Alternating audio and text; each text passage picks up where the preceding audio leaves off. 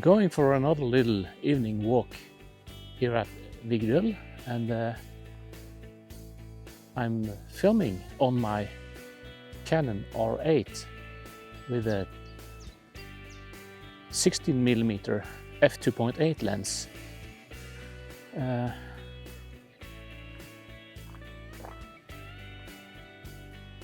Trying to decide if this is a viable vlogging setup. The camera itself is very tiny, very light, and I think it's a good camera. When I compare the images when I take pictures with the R8 and compare them to the R6 Mark II, I don't see any noticeable different, and I think both cameras have the same sensor. But as I said, the R8 is smaller and lighter, and in combination with a 16mm lens, it is a very compact setup. And for audio today, I'm using the DJI Mic 2. The other day I was out filming, and I used a shotgun mic, and when I looked back at the footage, I noticed that the microphone captured some audio or some noise from the lens, from the focus motor.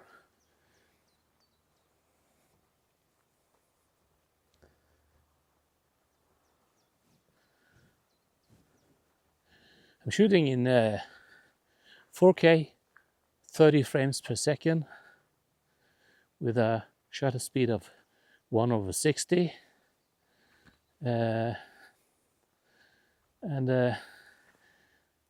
I'm using an f-stop of 5.6 just to see how much of the background I can capture, because sometimes background blur is a good thing, but sometimes you want to show your viewers where you are and the type of landscape you're walking through. So just wanted to see if 5.6 is a good solution, a good f-stop. And I'm also shooting in C-Log 3.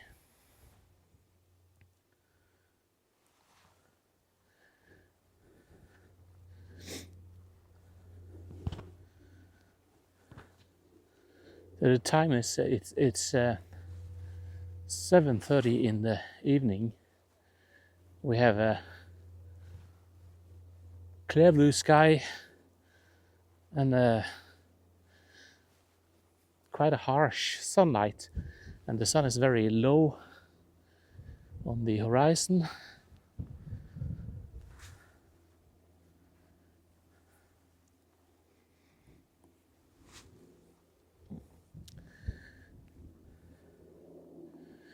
So I've been quite satisfied with the image stabilization, even though this lens doesn't have any lens stabilization and there is no IBIS in this camera. I'm only using the electronic image stabilization in the camera on the first setting.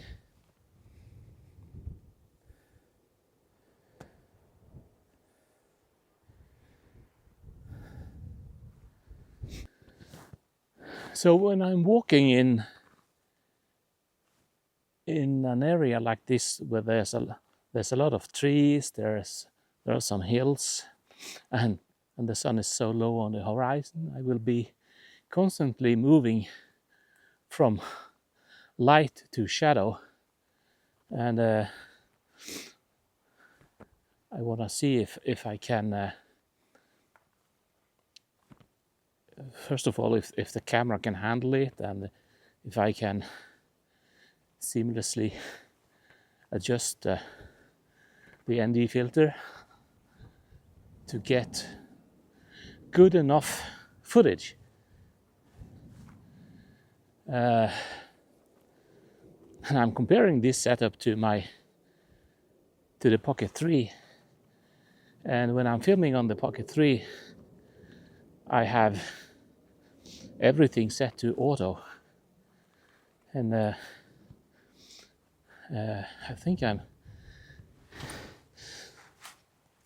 quite happy with most of the footage I get on the Pocket 3. I just want to see if this can give something extra to my footage.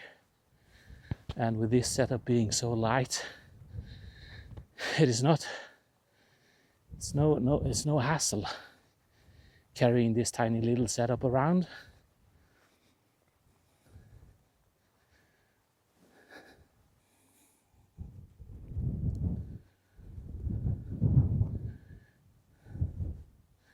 So I'm walking on near the edge of this hill, and there's a little almost like a little valley down below here, and then there's another hill over there, and you can see the North Sea over in the distance.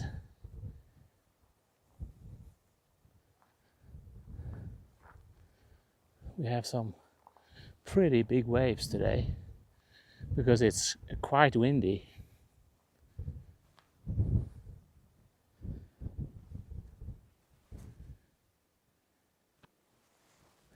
So I'm just going to climb over this fence.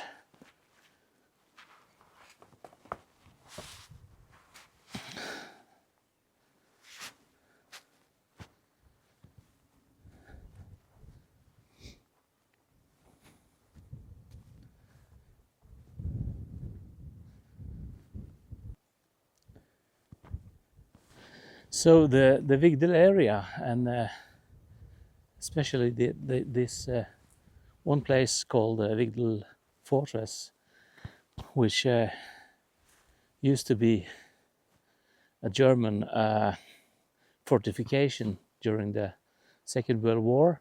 This area is my go-to place whenever I'm testing out my camera equipment, both for photography and for video. And I come here because I rarely meet a lot of people here, just the occasional hiker or people just going for a walk, but it's quite a peaceful place. And I was very happy the other day when I discovered this area directly to the south of the area I normally go, because there's even less people here, and the view is more interesting because you have these rolling hills. You can see behind me, you have the ocean there, you have the old stone fences, a lot of these cliffs by the sea. And I had discovered there are even more bunkers and gun positions over in this area as well. And it's always nice to find new places to explore when I'm out for my walks.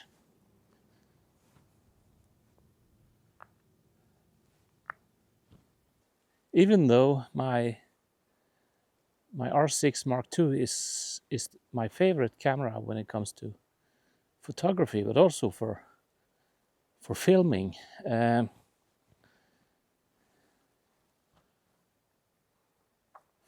I have found that I think the R8 is actually the camera I prefer for this type of handheld vlogging, especially when I'm using a wide angle lens like this. And that all comes down to maybe the main problem with the R6 Mark II, and that is the ibis wobble. You get these strange movements in the corners of the image, and the R8 doesn't have any ibis, and I think the footage looks better. Of course, the lack of ibis might lead to a little more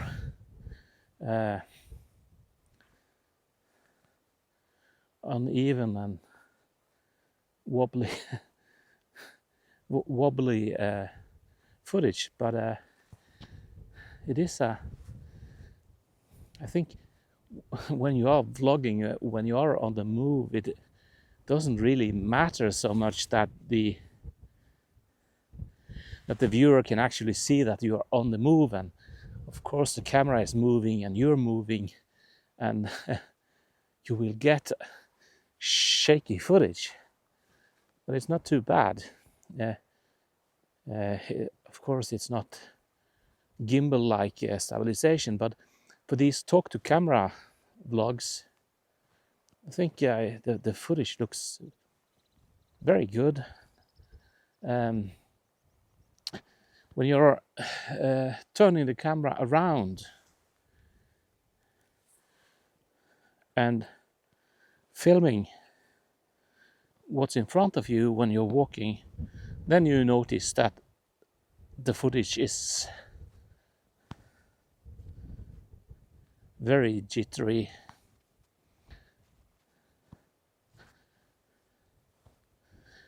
But it's really not that bad.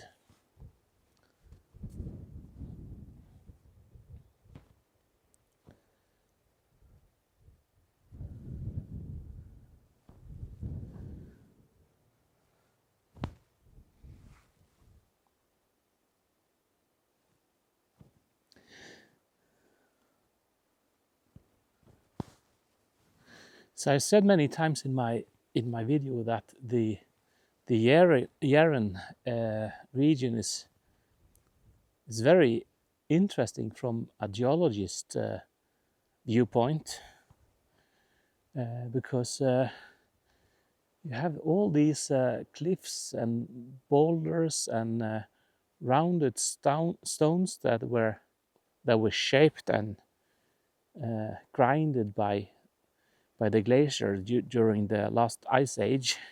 And this area was the first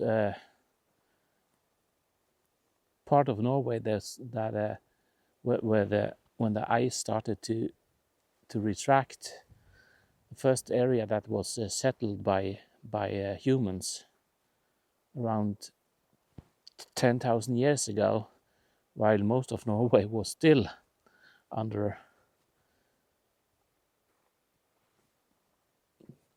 covered by ice.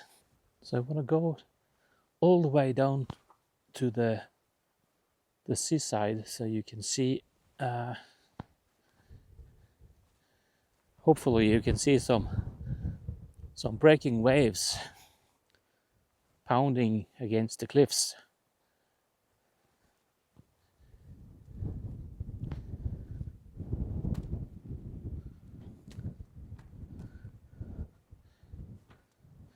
So whenever I go here, there's always a lot of wind coming in from the ocean, and I've had a lot of problems with the audio on my vlogs.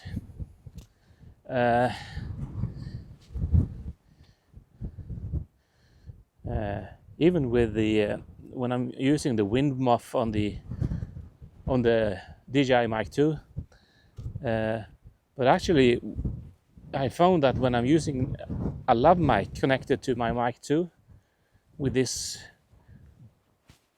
quite big wind muff, the audio has come out pretty good. So I'm hoping that's the case today as well.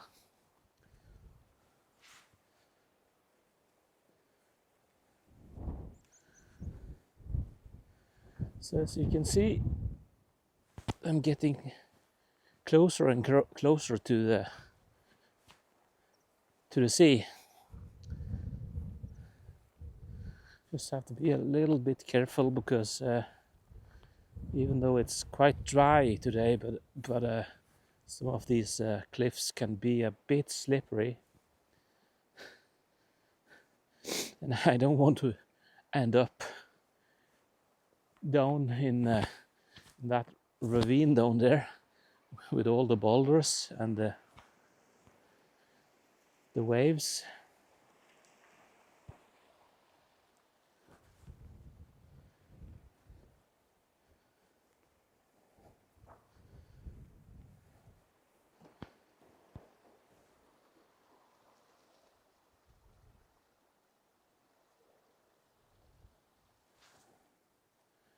And behind me here, up on that hill, is where is it? There, that's the radar tower, and that's close to the area where I normally go when I'm making my vlogs.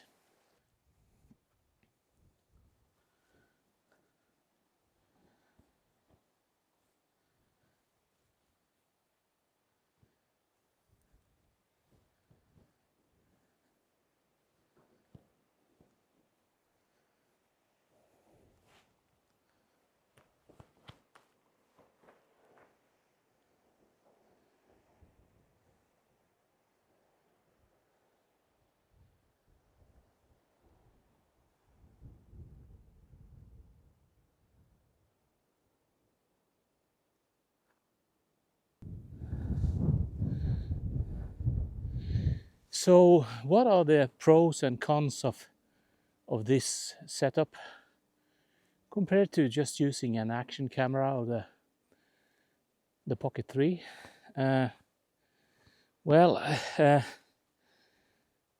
I think the footage coming out of this camera is it's much better compared to from the action cameras, and you can stop down the f-stop all the way to F2.8 to get this shallow field of view, and sometimes I think the footage pops a bit. You get that 3D pop, and sometimes it's also more fun filming like this. But when you compare it to, especially to the action camera like the DJI Action 5 Pro or the DJI Nano, the biggest pro of both those camera and also to a degree to the Pocket 3, those are pocketable cameras. That doesn't really matter so much when you're walking in the countryside like I'm doing now, but especially if you're traveling and you're vlogging in a big city, And sometimes you get into those sketchy areas and you want to hide your camera quickly. You can just put it in your pocket and pretend like nothing's going on. This setup, even though it's light and kind of tiny, but it is far from pocketable. You could of course have, if you have a little sling bag or something, you can quite quickly just stuff it down in your bag. But like now, when I'm carrying a backpack, so if I wanted to hide my camera for any reason, would have to unstrap the backpack, and yeah, put down the camera and then continue walking, and suddenly I come across something I want to film, and I need to struggle to get a camera back out again.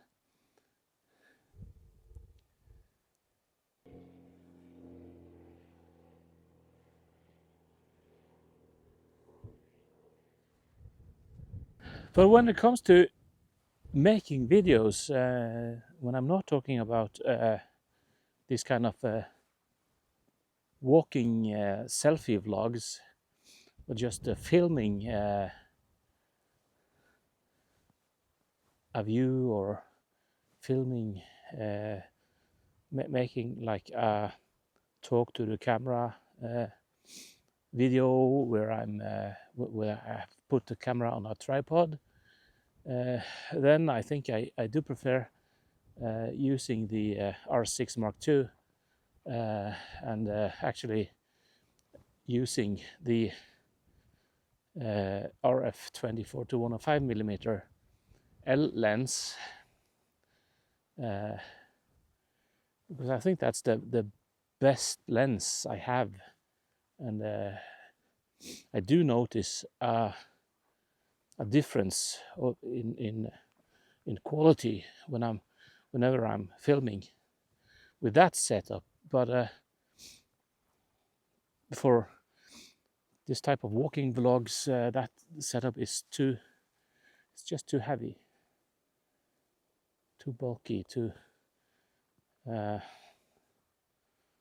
get very tired, and also the 24 millimeter is a bit too narrow whenever I want to do these type of shots, where I'm just walking, talking to the camera. What I also like about this camera and this setup is that I can very quickly just turn the camera around and show something off in the distance. You get this very wide perspective of the area I'm in. The only problem with this lens is I don't have any zoom, because sometimes you see something interesting off in a distance and you want to zoom in, and that's when I miss the 24 to 105 lens.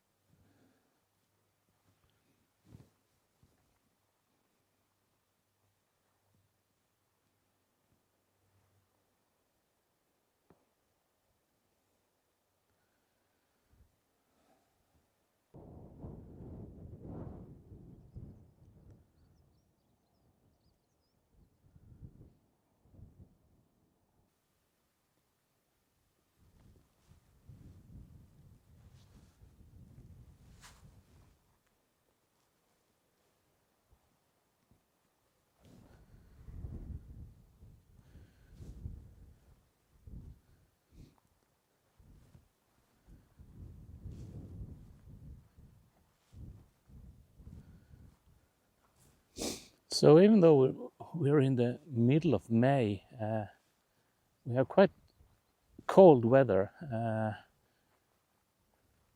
think it's about 12, 13 degrees Celsius, even though the sun is up and the wind is coming from the north or the northwest, so it's very cold.